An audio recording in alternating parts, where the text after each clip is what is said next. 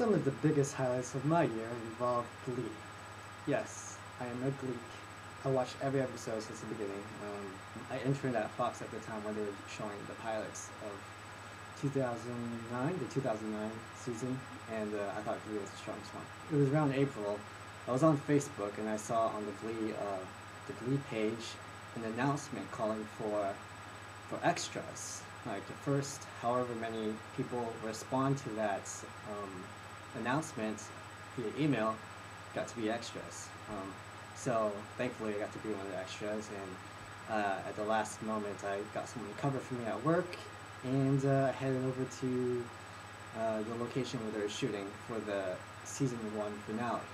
Surprisingly, like I put on my Facebook status, I was looking for someone to come with me as an audience member. And hardly anyone did. I thought there were a lot of Glee fans, but I don't know why.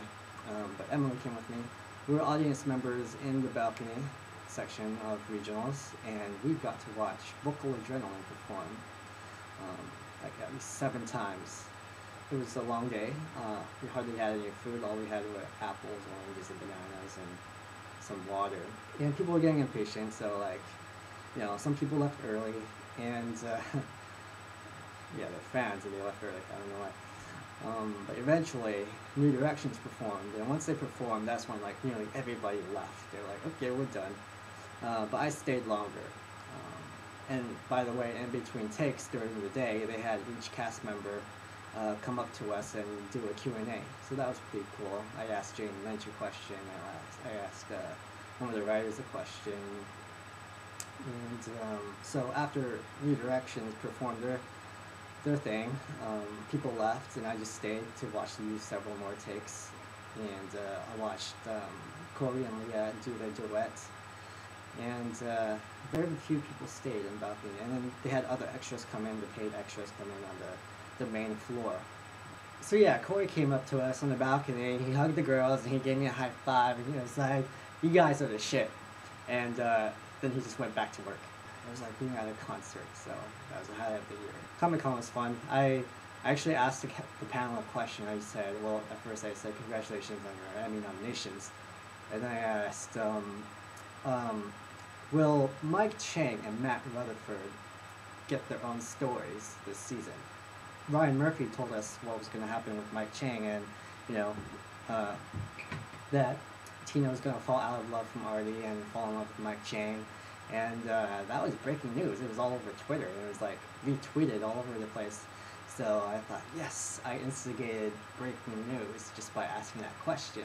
Recently, in December, I was having a chat with Lorraine online, and we somehow talked about Glee, and I thought, oh, I haven't called the extras casting in a while. I haven't called in, so I decided to call in, and they were in fact looking for extras for this big Super Bowl episode of Glee.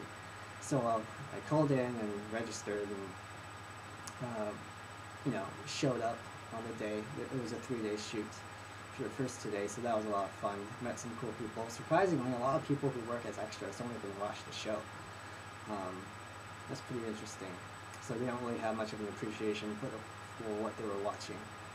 And for Friday, the 3rd day, I was really excited about that day because they were going to do the big mashup. I don't want to spoil anything, but they were going to do the big mashup performance on that Friday. And when we showed up, 2 of the cast members got sick, so they had to cancel the entire day. I went on Twitter to find out who it was, and it was Diana and Kevin.